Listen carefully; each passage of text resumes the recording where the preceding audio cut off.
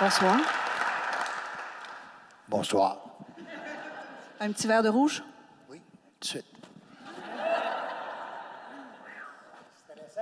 Bienvenue au Festival Québec en toutes lettres. Merci beaucoup de nous accueillir. Merci à toute l'équipe qui nous permet d'être ici ce soir. Check. Oui, moi aussi. On va faire ça informel. On se connaît, donc on s'est un peu jasé. On a déjà fait un entretien ensemble il y a quelques années à Rouyn-Noranda. Et c'est plaisant de faire ça ensemble. C'est ce que tu m'as dit tantôt. Oui. Demandez-moi n'importe quoi, on va répondre n'importe quoi. C'est voilà. Je ressens beaucoup d'émotions dans la salle. Est-ce que c'est vrai? Donc, tant mieux. Dans ce magnifique lieu extraordinaire et unique. Donc, merci beaucoup à tout le monde. La commande était de faire un entretien à propos de la démarche artistique. On a bien rigolé. Pourquoi on a bien rigolé? Parce que, en fait, on se demandait au fond qu'est-ce que c'était une démarche artistique, à quoi ça sert, puis pourquoi on faisait ça. Donc, mais on va commencer par ce qui s'est passé hier. On va faire un petit retour sur le spectacle d'hier. Je pense qu'on n'a pas vraiment le choix. Tu étais dans la salle. C'est la première fois que tu voyais le spectacle. Oui. Ouais. Qui était dans la salle hier? Oh, quand même. Bon, bien, là, c'est fini. Avez-vous passé une belle soirée? Toi, tu passes une belle soirée? Oui, c'était un peu spécial parce que c'est rare qu'on m'engage pour Montréal, Québec, Montréal pour une toune. Ça, c'est bien payé, ça, là. Payé pour regarder un show? Oui, c'est donc. J'avais l'impression qu'ils ont mis tous leurs efforts pour essayer de donner une idée de ce que je faisais dans la vie. Puis j'avais l'impression que toute la soirée, j'avais l'impression qu'ils parlaient de quelqu'un d'autre. C'était pas moi, ça. C'était comme... il y a une différence entre ta vie personnelle et ce que tu fais. Puis hier, c'était éclatant, là, tu sais. Je veux dire, dans la vie, je fais comme tout le monde. J'ouvre les portes, ferme les portes, tu sais. Puis le reste du temps, il va te coucher. Mais à part de ça, à la longue, tu viens qu'à faire des choses qui impressionnent beaucoup. Mais toi, tu t'impressionnes pas, là, tu sais, tu travailles. C'est ça. Voilà. Nous, on continue, on va de l'avant, on travaille. Et c'est un projet, en fait, des éditions du Quartz. Pour ceux qui peut-être ne le sauraient pas, c'est que l'album Boom Boom a fêté ses 25 ans et le Quartz a attribué une chanson à un auteur ou une autrice différente. Donc, on devait écrire un texte inspiré de la chanson. Carte blanche. Et donc, notre interprétation pouvait être très collée sur le texte ou non. Et ça, c'est un livre c'est un projet qui ne t'appartient pas. Non, c'est aux éditions du Quartz de Rouen qui ont fait ce travail-là complètement en dehors du temps, puis tout. Je ne sais pas qui a eu l'idée, mais c'est très, très bien. Hein? Je veux dire, il y avait des interprétations d'une de mes chansons, mais lui, la personne qui la faisait, c'était beaucoup plus développé que ça. Il y en a qui ça s'éloignait plus ou moins, mais c'était tout le temps en rapport avec la chanson, puis la majorité du temps, là, c'était pas mal précis comme effet. Et est-ce que les chansons de Boom Boom sont encore...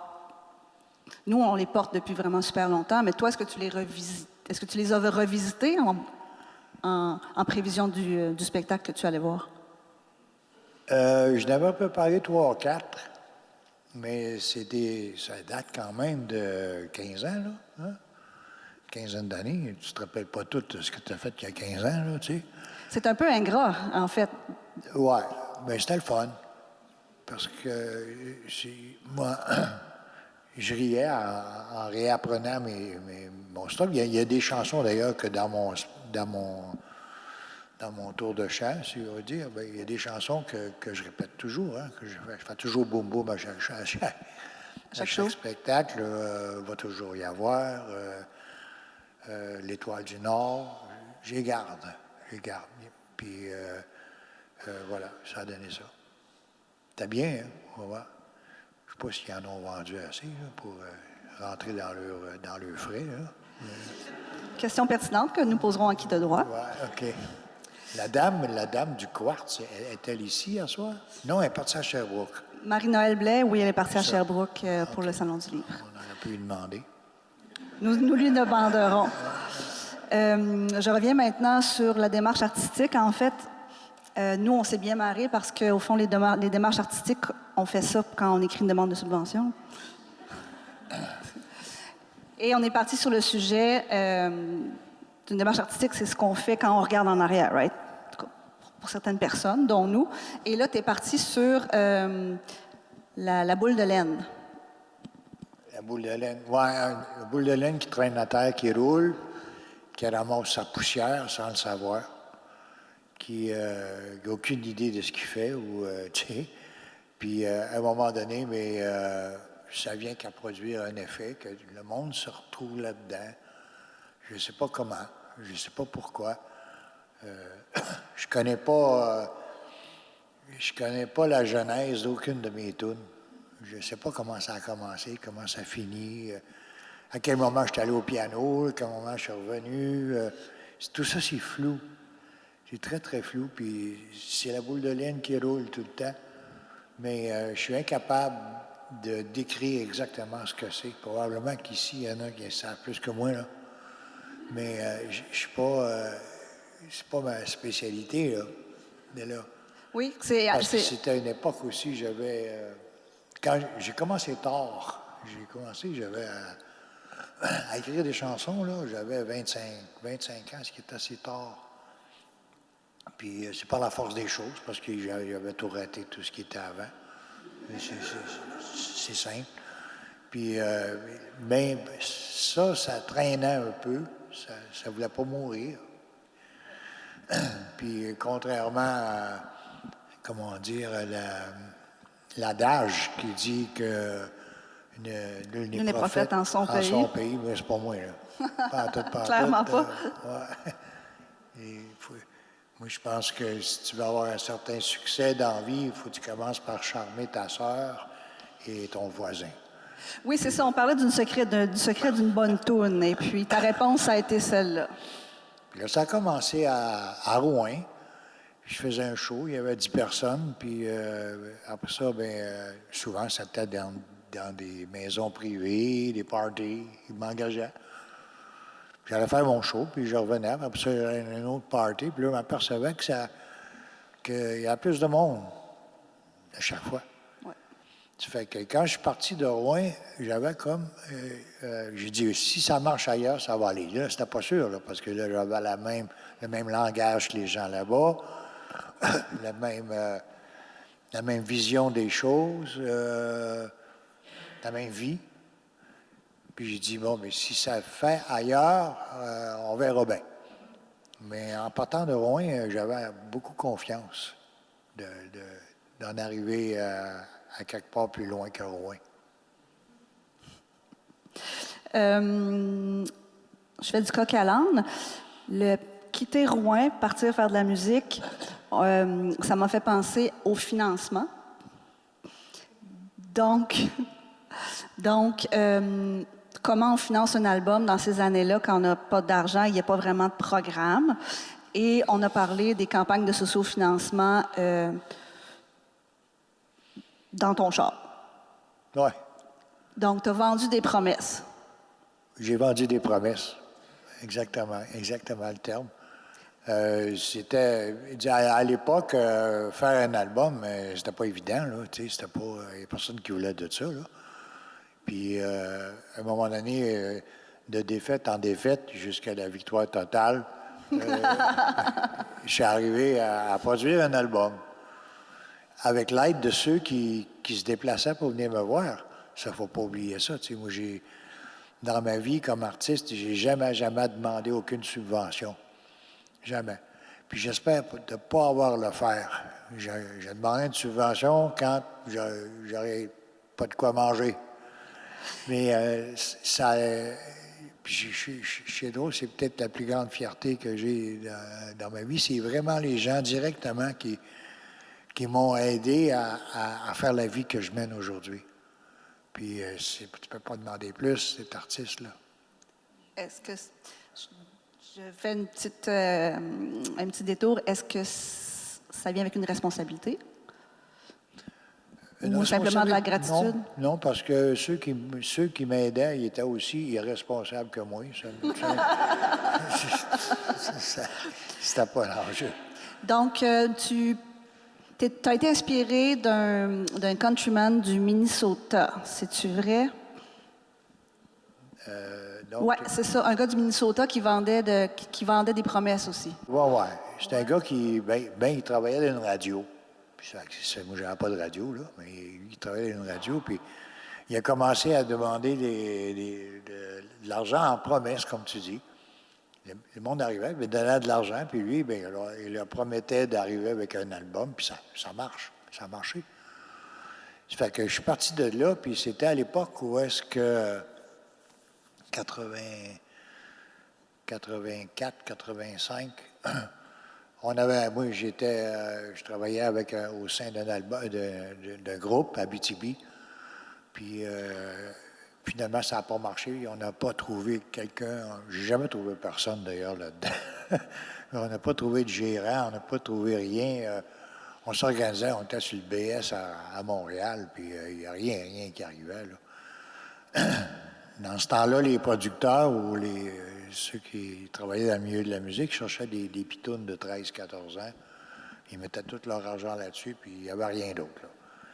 Fait que là, c'est là que je suis parti, parce que je voyais que le pari dont je te parlais, que plus loin que Rouen, si ça marcherait, ça marchait un peu. Fait que, tu sais, j'allais des endroits, il y avait 100 personnes, puis l'année d'après, il était 200. Fait que là, tu sais, je me dis, je peux pas me dire d'autre chose que c'est une question de temps. Tu sais. Puis là, à mesure que je travaillais, là, je travaillais seul. J'ai dit à l'orchestre, on s'en verra plus tard. Là, je suis plus capable. Puis c'est ce qui est arrivé plus tard, mais pour le moment, il fallait que je m'implante comme artiste. Oui. Puis, donc, tu as dit 10 piastres pour une promesse d'album, 10 piastres pour une promesse... Et tout le monde donnait 10 piastres pour une promesse d'album. Mais comment tu as fait pour recenser, pour donner un album à toutes ces personnes? Je m'en souviens plus. Mais je sais que, d'abord, je faisais d'abord, l'idée, c'était de faire un show, d'inviter tout le monde, venez chercher votre album. Mais à ma surprise vraiment consternante, beaucoup de monde sont venus. C'était ça m'a arrangé l'affaire, là. Oui, c'est ça, ça évite la logistique de timbre. Oui. Je me rappelle d'avoir été donné un album sur la rue Cartier à Montréal, le dernier, le millième de Tu m'aimes-tu. Puis là, moi, je flyais, là, tu sais, je veux dire, je ne vais pas demander mieux. Puis, je n'avais pas demandé non plus personne du showbiz ou de ce que vous appelez cette gang-là. Donc, c'est vraiment du sociofinancement. C'est la ruche avant le temps. Intégrale. Donc, on peut dire que Les Derniers Humains, ça a coûté 400 promesses et Tu m'aimes-tu, ça a coûté 1000 promesses, mettons. C'est ça. Merci. Je mettais à moitié de l'argent. Les Derniers Humains, je ne sais pas comment j'ai rapporté l'argent, mais je sais que Tu m'aimes-tu, j'avais été travailler chez les Inuits à enseigner la musique pendant l'hiver d'avant. Puis là, qu'est-ce que tu veux faire pour Vugnituk à part de ramasser ton argent? Tu n'as pas de place pour la dépenser. Fait que je suis revenu avec un peu d'argent, puis avec ça a fait que j'ai pu produire Tu m'aimes-tu, dont, je répète encore, personne ne voulait, là. Là, j'ai fait... j'étais allé... j'avais rendez-vous 3 fois avec le directeur d'Audiogramme. À l'époque, c'était le gros producteur.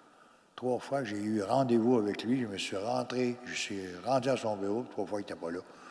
Fait que là, je lui ai dit, OK, on va le faire. Moi, le faire moi-même. Là, tu sais pas. Fait que, ils n'en ont pas voulu. Fait que, si tu veux que je fasse, je m'arrange tout seul, hein? Là, il y a un dicton qui dit la création provient de la nécessité. Oui. Donc, on s'arrange. Bon, oui. Bien, nécessité, mais à l'époque, j'étais avec la mère de mon fils, puis tout ça, puis on vivait une très belle vie. Puis grâce à son extraordinaire, encouragement, j'ai pu faire ces 2 albums-là sans être obligé de me traîner pour aller faire des petits jobs pour ramasser de l'argent. Mais malgré ça, je me souviens, il fallait que je rentre 500 pièces par mois à la maison. Ça, c'était 500, n'importe quelle manière. Puis c'était vraiment n'importe quelle manière, je veux dire. On va passer à l'autre sujet. Ça m'amène... On avait du fun. C'est ça. C'est comme ça qui compte. Moi, j'ai remarqué au fil de nos rencontres et tout ça que souvent, on agit parce qu'on est indigné ou parce que ça ne fonctionne pas. On porte des actions parce qu'on le doit. Et par rapport aux subventions, tu n'en as pas demandé car ça t'avait dérangé que le Parti québécois, en 87, a sorti un programme de sub pour les artistes qui voulaient sortir des albums. Oui, je t'en ai parlé. Oui. Oui. Et ça, c'est plutôt intéressant car c'est souvent par l'indignation que certains artistes, certaines personnes agissent et comme se révèlent dans le monde. Ouais. Dans ce cas-ci, je trouve que c'est un bon exemple très, très parlant. Donc, est-ce que tu voudrais nous en dire un peu plus? Bien, je peux en parler parce que c'est passé. D'abord, ça fait longtemps de ça. Mais j'avais une méfiance par rapport au showbiz en général. Tu sais, j'avais produit Les Derniers Humains, mon premier album. Puis là, le gouvernement, il avait changé son nom. Il appelait le ministère des Industries culturelles. C'est ça qu'il dit, c'est même qu'il s'appelait. Fait que là, ils partent un programme pour aider ceux qui ont produit un album, à les aider à diffuser l'album. Ah ben j'ai dit, Christy, c'est moi ça, tu sais, je veux dire, j'ai mon album, mais là, il faut que je le montre, là. C'est vraiment au-delà de l'anecdotique. C'est pour ça que j'ai décidé d'en parler ce soir. C'est au-delà de l'anecdotique, donc... Oui.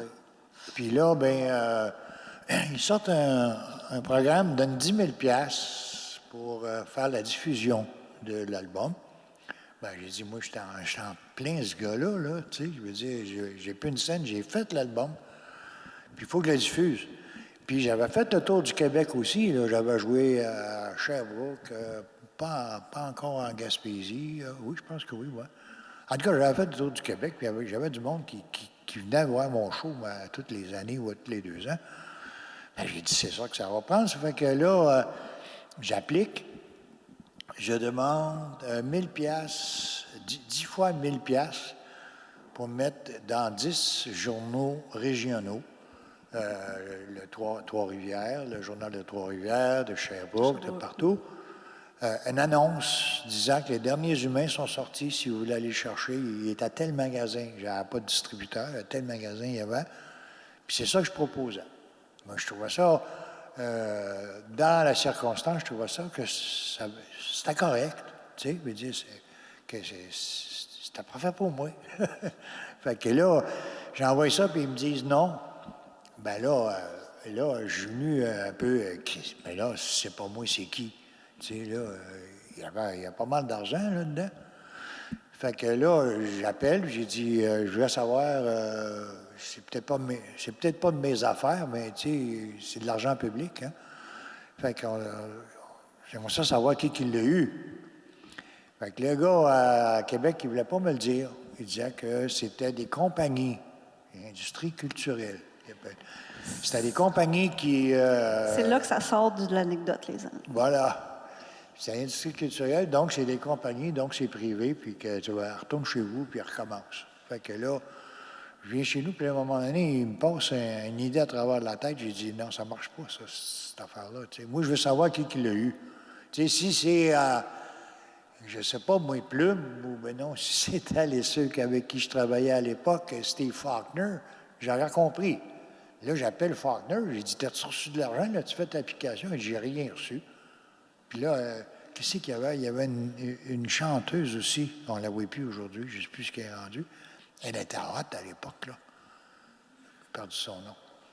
Puis je l'appelle, j'ai dit, t'as reçu de l'argent? Elle avait sorti un album. Elle a dit, non, je n'ai pas reçu une scène. T'as demandé? Oui, oui, j'ai demandé. Ah, ben là, tabarnak.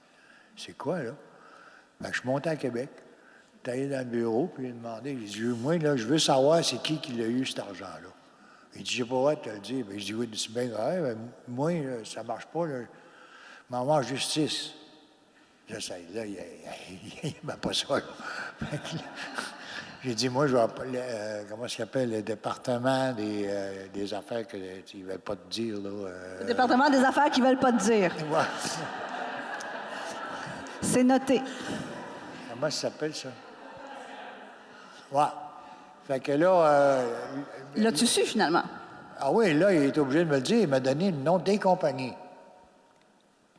Des compagnies qui n'auraient pas aucun rapport avec l'artiste, là. Puis là, finalement, j'ai su que Ginette Renault avait reçu de l'argent, Claude Dubois avait reçu de l'argent. Bien, c'est tous des pleins, ça. Ils n'ont pas besoin d'argent, eux autres, tu sais, là. C'était comme... fait que... C'est pas attribué à l'artiste, c'est attribué aux compagnies. Ouais. Fait que là, j'ai décidé de plus jamais demander de l'argent. Tout est politique. Voilà. Tout est politique. C'est quand même un moment charnière. Tu sais, dire, OK, moi, j'en demande plus parce que ça ne correspond pas à mes convictions, tout ça. Donc, on nous a demandé aussi, vous vous posez tous la question aussi, les moments charnières de ta carrière. On en a comme recensé 4, 5, 6. Le premier que moi, j'ai noté, c'est quand tu avais 4 ans. Tu veux développer? Si vous... Certainement. C'est charnière.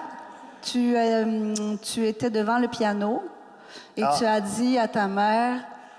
Ah ouais, oui, il n'y avait pas de TV à l'époque, là. On était à la radio, puis j'avais dit à ma mère, en tout cas, quand la radio jouait, puis que j'aimais beaucoup ce qu'il jouait, moi, je m'approchais, puis j'écoutais à mon oreille, j'écoutais ça, puis je disais à ma mère, je dis ça, là, ça a été fait au ciel. Ça, ça se pouvait pas que ça soit fait, ce site-là, tu sais. Fait que probablement que ça a un moment charnière, comme tu dis. Ouais. C'est pas particulier pour un enfant qui vit ça, mais c'est particulier pour nous qui recevons ça. Et le piano, en fait, chez vous, il n'y avait qu'un seul piano dans le quartier et c'était une espèce de cadeau de mariage. Je pense qu'on avait, d'après moi, j'ai tout fait les maisons du quartier, là, c'est sûr, mais je pense qu'on était le seul à avoir un piano. Et c'était le cadeau de mariage de ton père à ta mère? Oui, quelque chose de même. Il est allé chercher le piano à Montréal. Oui. Pour pas qu'elle s'ennuie. Puis il revenait avec. Puis le piano était là. Quand je suis venu au monde, le piano était là. Et ta mère jouait du piano? Ma mère, elle jouait très bien du piano. Elle accompagnait, c'est même que elle a rencontré mon père. Il était à Ville-Marie, au Témiscamingue. Il faisait des opérettes, des opéras, les cloches de Cordeville, des affaires de même. Ma mère était pianiste de concert. Elle pratiquait à tout le monde qui chantait. Mon père chantait bien. Fait que c'est même qu'ils sont connus. Je suis un enfant de la musique. Mais le 4e enfant de la famille. Mais le 4e enfant, mais quand c'était une petite maison, là, on était à 6, là, une petite maison, là, grand comme ça, là. Mais moi, quand je jouais du piano, c'était interdit de m'approcher, de me fatiguer ou de me taponner, là. Moi, j'étais en immunité diplomatique. Puis ça a resté longtemps, hein? Puis j'étais 4e, fait que pour pas te faire démolir trop, j'allais m'asseoir au piano. Voilà. Pianissimo. Pianissimo, doucement. C'est un moment charnière, car tu avais comme ton safe place. C'était ça. Oui. Moi, je pense que ça a été un moment où est-ce que je pouvais m'installer là. Ma sœur, elle s'est asseyée, mais elle n'était pas aussi bonne que moi. Fait que... Elle était bonne dans d'autres choses. Non. Elle a écrit des très beaux livres. Elle était mieux dans le roman, elle, oui. Ouais. Et dans la poésie. Oui, oui. Effectivement, Louise, ma sœur, est extraordinaire. Oui. Et imaginez-vous donc qu'il s'est fait embarquer dans une galère vers New Liskeard, au concours. Pas New Liskeard, Kirkland Lake. À Kirkland Lake, dans un... Mais que diable voulait-il faire dans cette galère? Encore un truc inimaginable. Un moment charnière. J'avais 12 ans, j'avais ma prof de Écoutez piano. ça. Ma prof de piano qui m'a dit il y a un concours international, l'Ontario puis le Québec. Il y a un concours international, puis je t'envoie là, puis il va jouer. Mais on était j'ai eu la permission de lâcher l'école le vendredi à 2 heures. Je suis parti en autobus. J'ai dit, ouais, mais qui c'est qui va arriver là-bas? Il y a une madame, on vient te chercher, puis il y a un concours. Tout le nord de l'Ontario, une partie de l'Ontario, puis un peu du Québec aussi, un concours de piano classique pour les jeunes. C'est beau l'innocence, hein? C'est beau la naïveté. Voilà. Fait que là, j'arrive là, il y avait des juges, il n'y avait pas personne dans l'auditoire. On était dans des concours pré-gala, si on peut dire. Fait que moi, je joue du piano, puis après ça, ben OK, je fais ma job. Fait que là, moi, je dis OK, je retourne chez nous. Fait que là, elle dit non, tu restes pour demain. Elle dit ah ouais. Elle dit ouais, tu restes pour demain. Fait que le lendemain, ben, je continuais à jouer du piano. On avait des morceaux, toutes sortes de morceaux. Puis, Et des gammes et tout ça, là. Ah, toute l'affaire. Ah non, c'était des toughs, là, les juges, là, les autres, là. L'idée, c'était d'en arriver, on était à, je ne sais pas, moi, 150 peut-être. Ah oui? Je dis ça de même, mais c'est peut-être pas ça, là. Mais en tout cas... À 12 ans, c'est à 12 ans. Hein, ouais. Fait que là, le samedi, je joue du piano, puis tout va bien. Puis le samedi soir, elle m'annonce que il fallait que je reste là encore pour dimanche. Ben là, je dis, ce qu'il va faire? Mais là, dimanche, là, c'était le monde qui rentrait, là, pour voir c'était quoi la sélection de l'année. Ça fait que j'ai joué mon morceau en gala. En gala, on était 4. Il en restait 4. Puis, ben, j'ai fini deuxième. Pas pire. Puis quand je suis rentré à la maison... Le moment charnière s'en vient. Quand je suis rentré à la maison, tout le monde était en train de souper. Puis quand je suis rentré à la maison, c'est la première fois que ça arrivait. Mes frères, ma soeur, mes parents, ils m'ont applaudi. Fait que ça, là, c'est quelque chose, là, quand tu as 12 ans. Moment charnière, se faire applaudir et aimer ça. On aime ça. Ben oui. Fait que ça, en moment charnière, ça n'est un, ça c'est sûr. Hey, je veux dire, quand ta famille t'applaudit, tu as 12 ans, là, moi, dire, c'est pas à tous les jours que ça arrive. Ouais. Et après, ça a déboulé. Il y a eu plusieurs projets. Il y a eu le party. Là, on part de 12 ans. On parlait de moments charnières. Il y en a eu plusieurs. Ouais, mais il y a eu une fois, j'ai fait mes albums solo. Oui. Puis mon show marchait. Il n'était pas connu nulle part, pas bien, sauf le monde qui venait me voir. De bouche à oreille, hein, pas mal. Puis là, Pierre Falardeau, il décide, il vient voir mon show, puis après ça, il vient de me parler, puis il essayait de... Il dit, j'aimerais ça t'écrire la musique du film Le Party. Puis à l'époque, ça ne donnait pas partout parce que j'avais une tournée dans le nord de l'Ontario à faire. C'est Campus Racing, Sudbury, je fallait tout faire ces villes-là, avec des distances immenses entre les villes, tu sais. Ben oui. OK. Puis là, ben, on s'est installé une petite... là, j'avais 2 mois, 2 ou 3 mois pour produire 11 chansons, puis plus la musique du film. Ça fait que je me suis à coquiner avec Michel X-Côté. C'est lui qui m'aide tellement dans ma littérature musicale. Oui. Puis, avec un bon budget? Tu avais eu un bon budget pour... 70 000. Il fallait que j'arrive avec la musique enregistrée avant que le film se tourne. C'était quelque chose. Puis, oui, ça, c'est le plus gros. C'est pas commun, là. Ben, je ne sais pas si c'est commun ou non, mais en tout cas, la job était là, puis 11 tonnes en 3 mois, là, Plus. Puis là, ben, c'était au maximum de de ma capacité, je pense, artistique, de pouvoir faire ça. On partait le lendemain, j'avais mon plywood en avant de moi, mon écriture, puis tout, puis là, je travaillais, j'avais on envoyait des extraits le soir, puis je suis rendu là, il fallait faire le texte, faire la musique, en tout cas. C'était quelque chose, là. Même, des fois, j'envoyais, je travaillais avec Michel X Côté, puis on travaillait vraiment tight.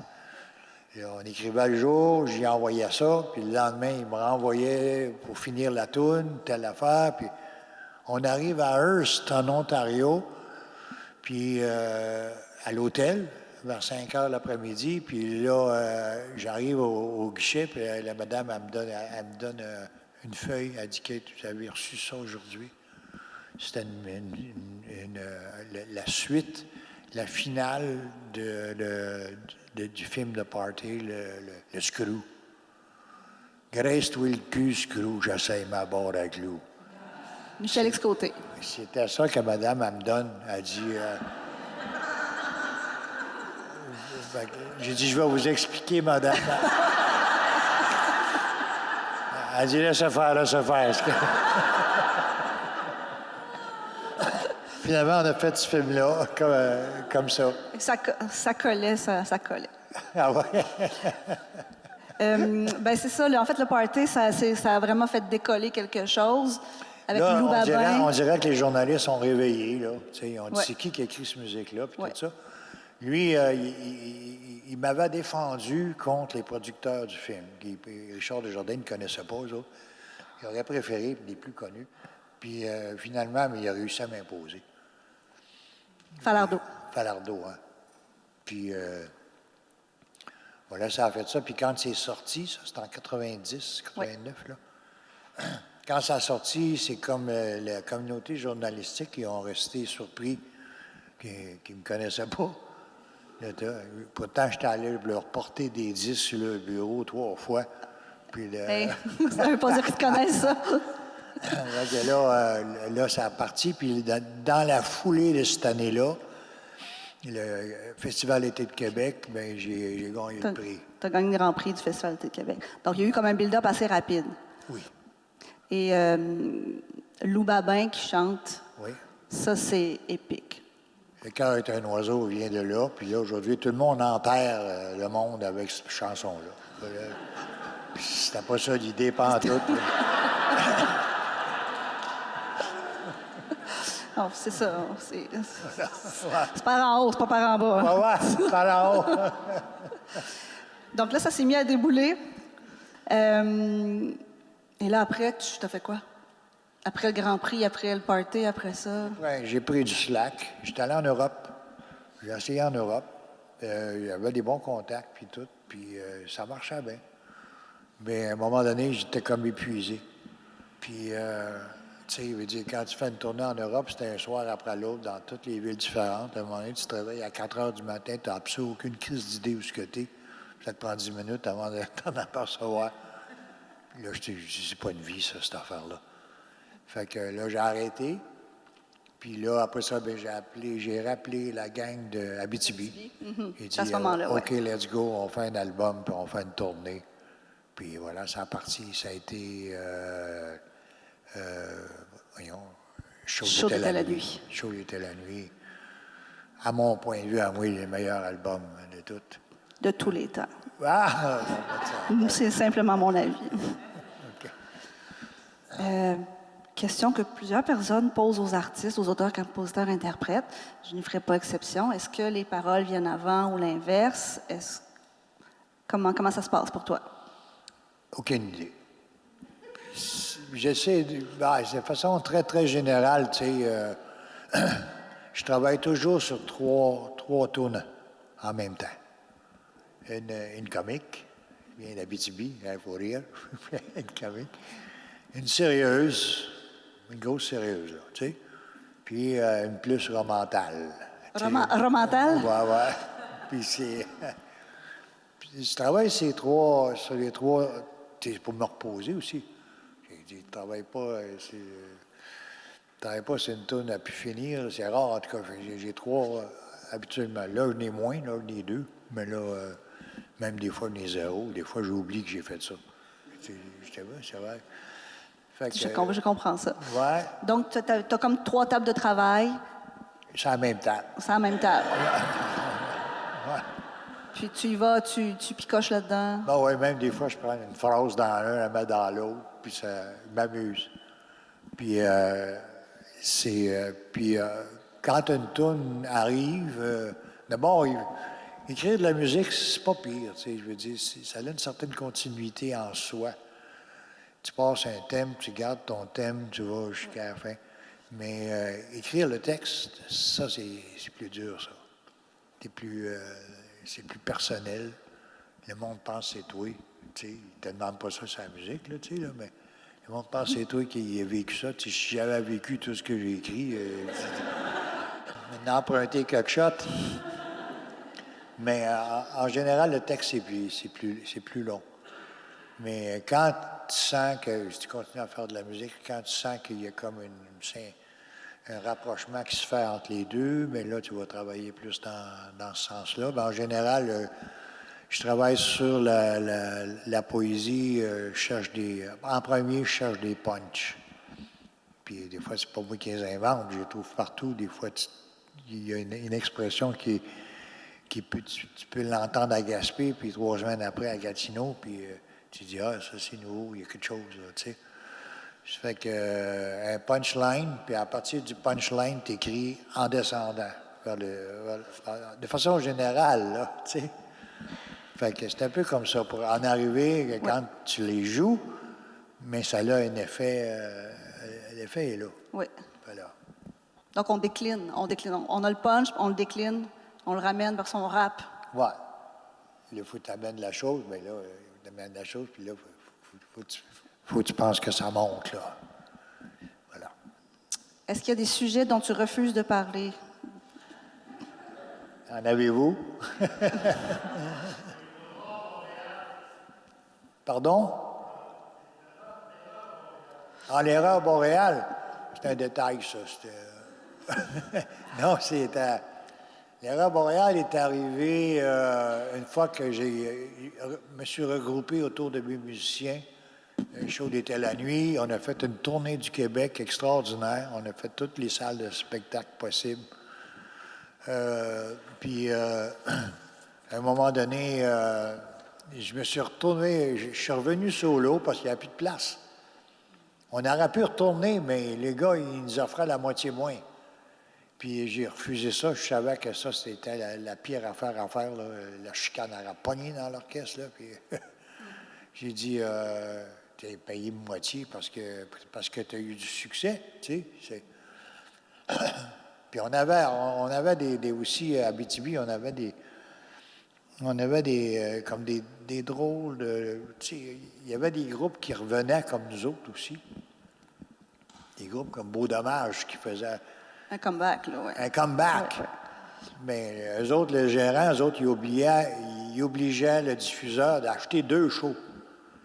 Tu ne vas pas aller pour faire un show. Là, tu en fasses 2. Mais là, nous autres, ça nous enlevait pas mal de... Ça nous faisait des trous, puis finalement, c'était pas possible. Ouais. Là. Puis là, je travaillais avec mon chum, Robert Mondery, avec qui on avait fait quelques films ensemble. Puis c'était mon chum, un chum de vie. Ça fait qu'à un moment donné, on fait un film, puis c'était La Forêt. J'étais au chalet, aussi j'étais au camp à mon père, qui lui a construit les années 52, après la guerre, quand le monde a eu d'autres choses à faire que de s'apitoyer sur son sort. Puis il y a un slack, là, fait que le monde, tous les chalets, la plupart des chalets au Québec qui datent de cette époque-là, lui, il est allé choisir un lac. Ils ont mis les lacs, mettons, pour les chalets. Puis ils savaient exactement où aller. Ils avaient accouché là en 1932, sur le bord d'une pointe de lac avec une source, un ruisseau, quelque chose d'extraordinaire, là. Même j'arrive de là. Ça fait 70 ans, moi, là. Fait que, en tout cas, à un moment donné, il dit, viens voir, il dit, avec moi. Fait qu'on prend le pick-up, on marche, on roule pendant 5 minutes, 6 minutes, puis là, après ça, ben, on tombe dans, la première fois que je voyais ça, 1994. C'est la première fois que je voyais ça, une abatteuse, une machine. Puis c'est la première fois que je voyais une coupe à blanc dans ma vie. Puis j'hallucinais, là. Tout comme mon père était forestier, lui, il n'aurait jamais embarqué. C'est pas, lui, il était scandalisé de ça, là. Il était surintendant pour la CIP, Canadian International Paper de New York. Puis c'est lui qui s'occupait de la foresterie dans le département de Noranda de la CIP. Puis lui, pour que lui prenne la peine de venir me pogner moi puis de montrer ça, ça a été un état de choc. C'est ça l'a shaké assez. Ça vous a shaké assez que tu as commencé à militer? Ben là, la première question, il dit, il s'en vient-tu chercher ma galerie au camp, là? Tu sais, il veut dire, du coup, puis il n'était pas convaincant, le gars. Pas en tout. Puis là, on est allé voir les plans, on est allé voir au ministère. Mon père, il dit, viens-t'en, je connais le gars, viens-t'en, viens voir. Fait qu'on arrive là, puis il montre les plans. Chris, il semblait tout dévasté autour. Ça fait que là, j'arrive dans la coupe à blanc avec le gars avec sa machine multifonctionnelle qu'il appelait dans le temps, la batteuse, mais il avait de la misère à me comprendre. Là. Il écoutait de la musique, c'était du Led Zeppelin d'ailleurs, qui était... M'avance, j'ai dit, hey, j'ai dit, tu t'en vas dans le creek qui est là, un creek de 20 pieds de large, un des affluents du lac. Tu t'en vas là? Il dit, ben, elle saurait bien quand je serais là, quand je serais rendu dedans. Ah, là, j'ai capoté, là. Là, j'ai dit, non, ça marche pas. Fait que, avec mon chum Robert, ben, on a fait un plan. On a monté pour faire un film. Où est-ce qu'on s'en va? Puis, à chaque fois qu'on allait voir quelqu'un, la réponse était pitoyable. Tu sais, tu avais l'impression d'être dans une cour d'école qui te répondait, tu sais, des niaiseries, là, tu sais. Fait qu'il a dit, OK, on fait un film, puis on va faire le film en cherchant, en allant voir un peu partout. On posait des... D'ailleurs, dans le film, il y a... comment tu t'appelles le style? Dubois, Pierre Dubois est ici. C'est un des yeah! Ingénieur forestier. Un des premiers à nous avoir encouragés à finir le film, en tout cas. Évidemment. Donc, la prise de conscience ne vient pas nécessairement avec l'action. Donc, quand on comprend quelque chose, quand on est mis devant une évidence, ça ne veut pas dire qu'on agit. Dans votre cas, vous avez agi. Oui. Puis, comment ça s'est passé, là? C'était en même temps que Boom Boom, ça, l'erreur boréale. Après, à peu près en même temps que le Boom Boom sortait. Boom Boom 98, l'erreur boréale 99, je pense. On était allé voir l'ONF pour faire le film. Puis, parce que l'ONF, il y a quelque chose d'extraordinaire, c'est que les autres, ils n'ont pas besoin de demander la permission à aucune télévision. Ils font leur film, ils gardent leur film, puis ils distribuent leur film. Puis ça faisait notre affaire, nous autres, tu sais, de ne pas être obligé d'aller quêter au TV. D'avoir des comptes à rendre. Ça a duré un certain temps, puis là, au début, on voulait faire l'erreur boréale mondiale. Là. Au début, les premiers plans, c'était ça qu'on avait proposé à l'ONF. Donc, de faire le tour du monde? Oui, de plein, là. On partait en Russie, là, puis tout ça, puis là, jusqu'à temps que tout le monde... on était resserré par l'administration de l'ONF.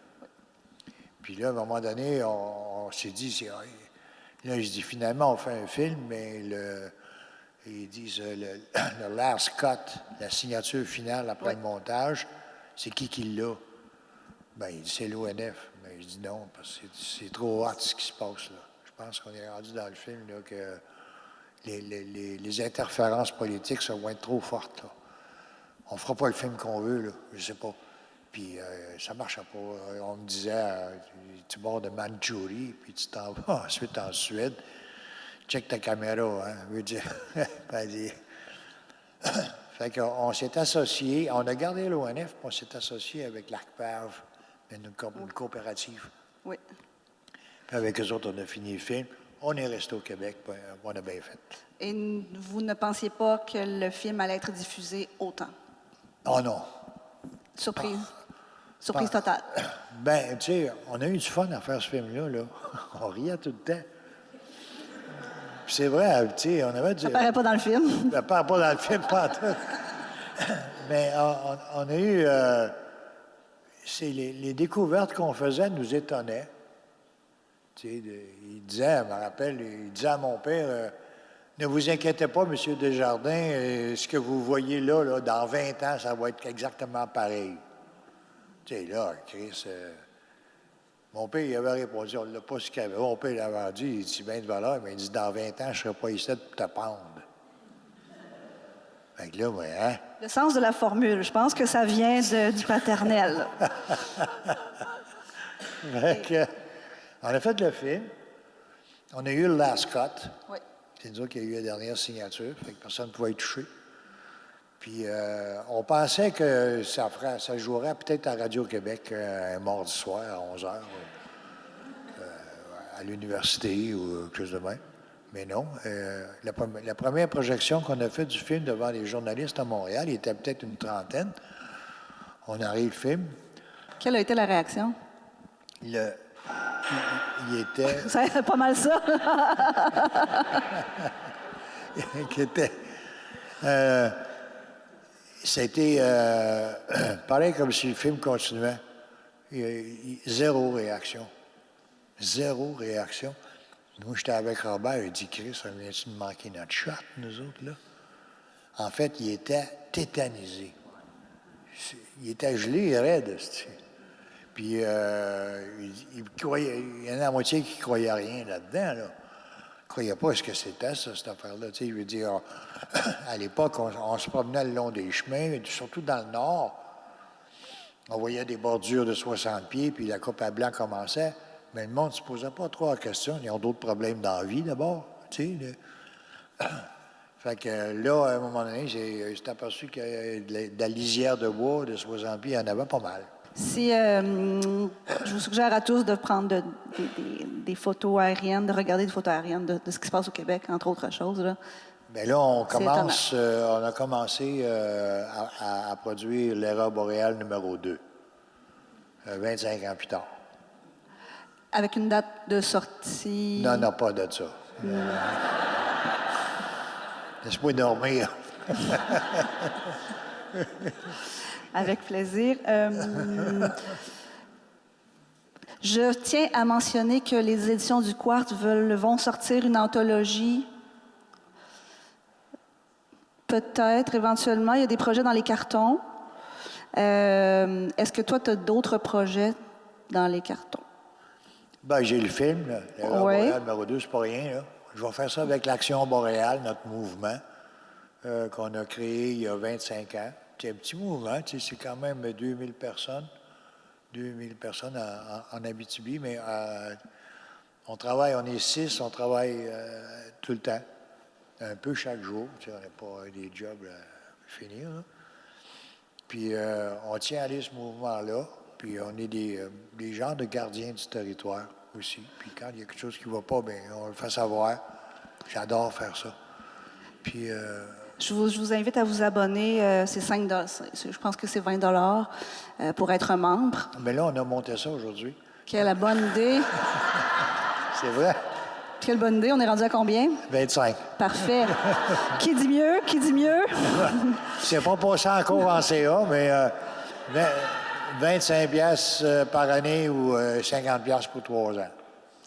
Je vous invite du fond de mon cœur à le faire si vous vous préoccupez de la forêt, de nos forêts. Et en plus, pour recevoir les communications de Richard Desjardins, comme dans l'infolettre, c'est le fun. Puis il y en a aussi, je vais travailler sur un autre album. Le stock est là. Voilà. As-tu remarqué, ça applaudit plus sur un album que sur un film?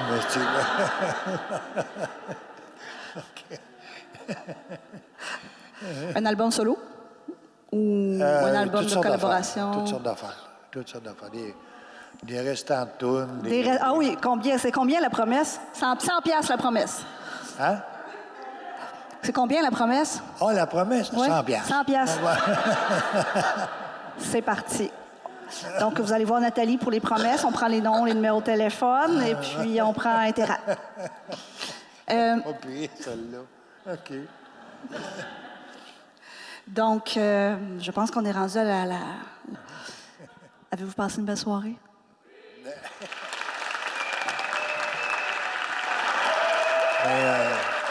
Ça m'a fait énormément plaisir de vous rencontrer ici. C'est rare, hein? On dirait que c'est ma première gang. Comme tu disais hier, on n'a jamais trop d'amour. Alors, je pense que c'était comme notre but de t'en donner, tu sais. Merci. Hein, je vais garder ça le restant de ma vie. Ben, pas longtemps, là. Tu vois. OK, portez-vous bien. Mesdames et messieurs, Richard Desjardins.